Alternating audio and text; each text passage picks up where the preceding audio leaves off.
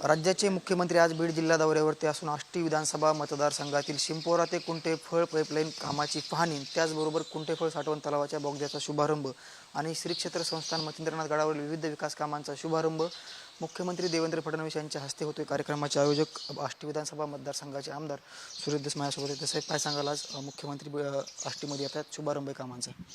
दोन्ही ठिकाणी येणार आहेत साहेब, पण मुख्य कार्यक्रम हा कुंटेफळ साठवण तलावाचा आहे। तिकडचा जो कार्यक्रम आहे तो आमचा छोटा कार्यक्रम आहे। नाथ संप्रदायाचा प्रचंड मोठा भक्त या महाराष्ट्रामध्ये आहे, संपूर्ण भारतवर्षामध्ये आहे। मच्छिंद्रनाथांची संजीवन समाधी इथं आहे आणि गोरक्षनाथाची डायरेक्ट योगी साहेबांच्या मतदारसंघात आहे। तर तिथे साहेबांच्या हस्ते मंदिराच्या गाभाऱ्याचं काम आम्ही सुरुवात करतोय आणि महत्त्वाचं म्हणजे माझा जो ड्रीम प्रोजेक्ट आहे कुंटेफळ साठवण तलाव, या ड्रीम प्रोजेक्टसाठी साहेब येणार आहेत। आमच्या दृष्टीने अतिशय आनंदाचा हा दिवस आहे आणि या दिवशी साहेब येत आहेत। तिसऱ्यांदा मुख्यमंत्री झाल्याच्या नंतर जनतेतल्या पहिल्या कार्यक्रमात येत आहेत। तर जनतेच्या वतीनं आणि बहुतांशी मतदान हे त्यांच्याकडे पाहूनसुद्धा या राज्यातल्या जनतेनं केलेलं आहे आणि एकतर्फा मतदान 2/3 मेजॉरिटी विरोधी पक्षाला अंडर 50 आणलं आहे लोकांनी। अशा वेळी साहेब आमच्याकडे येत आहेत। आमच्या दृष्टीनं परमोच्च आनंदाचा हा क्षण आहे आणि या क्षणी साहेबांचं आम्ही जोरदार स्वागत या ठिकाणी करू। 3 तालुक्यांचा मतदारसंघ आहे। या साठवण तलावाचा किती शेतकऱ्यांना फायदा होणार आहे?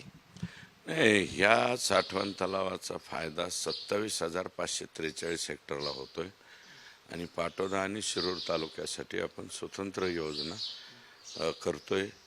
ते माननीय मुख्यमंत्री महोदयांच्या कल्पक दृष्टीतून ती सुद्धा योजना होणार आहे। पंकजा मुंडे आज पहिल्यांदाच मी हे इलेक्शनमध्ये आश्वासन दिलं आहे। मला जे मतं दिलेत लोकांनी त्याच्यामध्ये आष्टीलाही पाणी आणणार, पाटोदा आणि शिरूरलाही पाणी आणणार असं म्हणतात। विधानसभा निवडणुकीनंतर मुख्यमंत्र्यांच्या उपस्थितीमध्ये तुम्ही आणि पंकजाताई एका कार्यक्रमाला एकत्र येतात। आज पंकजाताई देखील येणार आहेत। यात काय वेगळे, हा म्हणजे डेव्हलपमेंटचा कार्यक्रम आहे, शासकीय कार्यक्रम आहे। या कार्यक्रमामध्ये त्या आल्या, त्यांचं स्वागतच आहे। त्यांच्या आमच्या मतभेदाचं परवा दिवशीपासून बघू किंवा ज्या फोरमवर बोलायचं त्या फोरमवर ते बोलू।